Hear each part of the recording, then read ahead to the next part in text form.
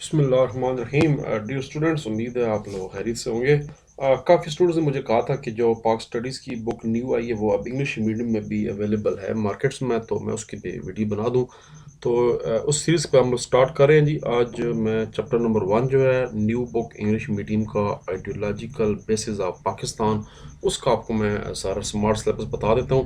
آپ کو میں اس کی ایکسرسائز بھی ساری سالو کرا دیتا ہوں، جو شارٹ ہیں، ایکسٹرا شارٹ ہیں، لانگ ہیں، سارے آپ کو میں مارک کرا دیتا ہوں۔ سلیبس آپ کو معلوم ہے کہ جو سلیبس ہے وہ اردو میں اویلیبل تھا، تو پھر میں نے اس کو انگلش میں کنورٹ کر کے نشان لگا دیے ہیں۔ میرے پاس بک موجود ہے، چیپٹرز موجود ہیں، لیکن میں سب سے پہلے آپ کو جو اس کی ایکسرسائز ہے وہ پہلے میں سالو کرا دیتا ہوں۔ ایکسرسائز میں پہلے ایم سی کیوز ہیں۔ پہلا ایم سی کیو آپ چیک کر لیں۔ The period of Congress ministries was, جو کانگریس کی وزارتیں ہیں ان کا دور تھا 1937 سے لے کے 1939 تک۔ لاہور ریزولوشن جو 1940 میں، بڑی دفعہ یہ شارٹ کو ایم سی کیو بورڈ مار چکے ہیں، یاد رکھیں۔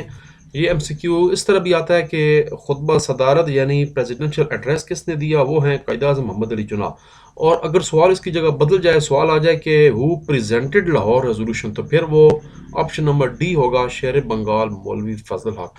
لیکن اگر پریزیڈنشل ایڈریس یعنی خطبہ صدارت کی بات آ جائے تو وہ قائد اعظم محمد علی جناح ہوں گے۔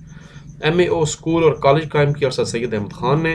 1867 میں بنارس میں جو ہے وہ مسلم اور ہندو کا آپس میں زبان کے بنیاد پر تنازع ہوا تھا، بنارس میں قائدہ سر سید احمد خان نے کہا تھا۔ اس کے بعد the ideology of Pakistan, ideology of Pakistan is based on Islamic ideology پر، ہماری جو نظریہ پاکستان ہے وہ نظریہ اسلام پر بیس کر رہی ہے۔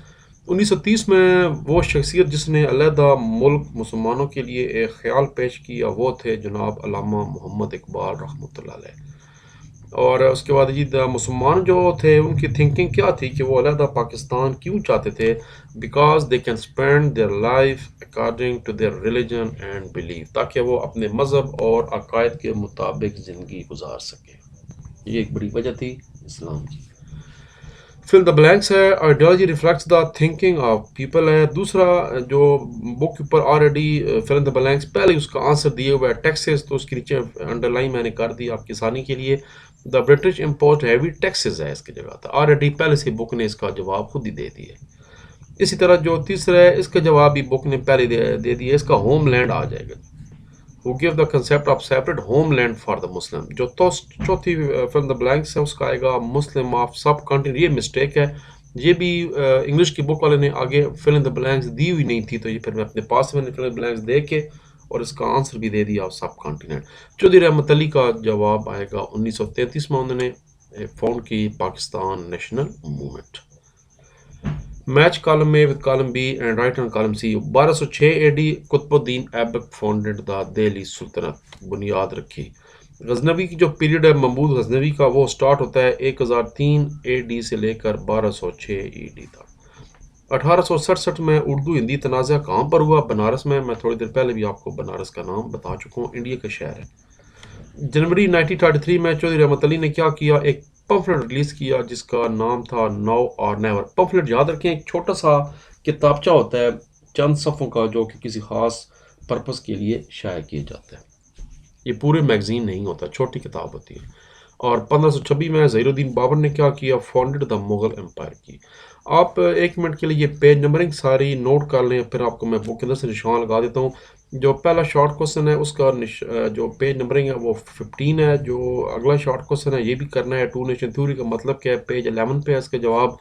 Define the term ideology of Pakistan, page number 4 پہ ہے۔ عقیدہ رسالت کا کیا مراد ہے، یہ میں پیج نمبر بتانا بھول گیا ہوں، آپ کو میں دوبارہ بتاتا ہوں۔ اس کا پیج نمبر ہے جی آپ کا پیج نمبر 7 ہے اس کا۔ ڈیفائن عقیدہ رسالت، اس کا پیج نمبر 7 آپ ٹیک کر اس کا۔ اگلا جو ہے شارٹ کوسچن وہ سلیبس میں شامل نہیں ہے، اور جو آخری شارٹ کوسچن ہے وہ ہے پیج نمبر 12 پہ، چودھری رحمت علی نو اور نیور کا۔ لانگ کوسچن بھی جو ہے وہ سارے کرنے ہیں سوائے اس لانگ کوسچن کے جو میں نے کاٹ دیے۔ پہلا لانگ کوسچن نظریہ کے ماخذ اور سگنیفیکینس، پیج نمبر 2 پہ ہے۔ اگلا elements of ideology of Pakistan, بڑے یہ دونوں اہم ترین سوال ہیں، یہ پیج نمبر 7 پہ ہے۔ پھر علامہ اقبال کی روشنی میں نظریہ پاکستان کی وضاحت، چھوٹا سا ٹاپک ہے، پیج نمبر 14 پہ، اور بڑا ہی اہم سوال ہے، بورڈ میں آ چکا ہے پچھلے سال، قائد اعظم محمد علی جناح کی روشنی میں نظریہ پاکستان کے وضاحت کریں۔ اور پھر آخری سوال بھی کرنا ہے، ایکسپلین ٹو نیشن تھیوری، یہ پیج نمبر 11 پہ۔ अब आपको मैं निशान लगाता हूँ, अंदर से लगा के दे देता हूँ। मेरे साथ साथ चलते जाना है। पहले पेज से सिर्फ एक शॉर्ट क्वेश्चन एक्स्ट्रा जो बोर्ड में आ चुका है, कई दफ़ा आ जाता है, व्हाट इज़ आइडियोलॉजी, तो उसका आंसर आप यहाँ से शुरू करेंगे। Word ideology has been subject, यहाँ से लेकर ये आप शुरू करेंगे बाय आइडियोलॉजी टू थिंकिंग और पर्पस, यहाँ तक करेंगे आप। द वर्ल्ड आइडियोलॉजी यहाँ से लेकर ये सवाल है। याद रखें, नज़रिया और नज़रिया पाकिस्तान दो डिफरेंट सवाल हैं। ये सवाल है व्हाट इज़ आइडियोलॉजी, ये सवाल आइडियोलॉजी ऑफ पाकिस्तान नहीं है, ये एक्स्ट्रा शॉर्ट क्वेश्चन है।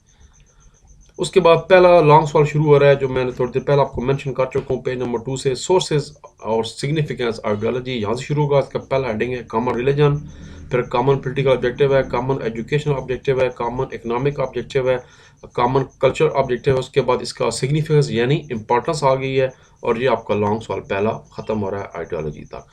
अगला लॉन्ग सवाल जो है वो एक शॉर्ट क्वेश्चन है, what is meaning of ideology, नजरिया पाकिस्तान से क्या मुराद है। इसका पेज नंबर 4 की पहली लाइन यहाँ तक, और इसके बाद मजीद भी एक पैराग्राफ करना होगा, तब 2 नंबर मिलेंगे। 3 लाइनें ये भी करनी होगी।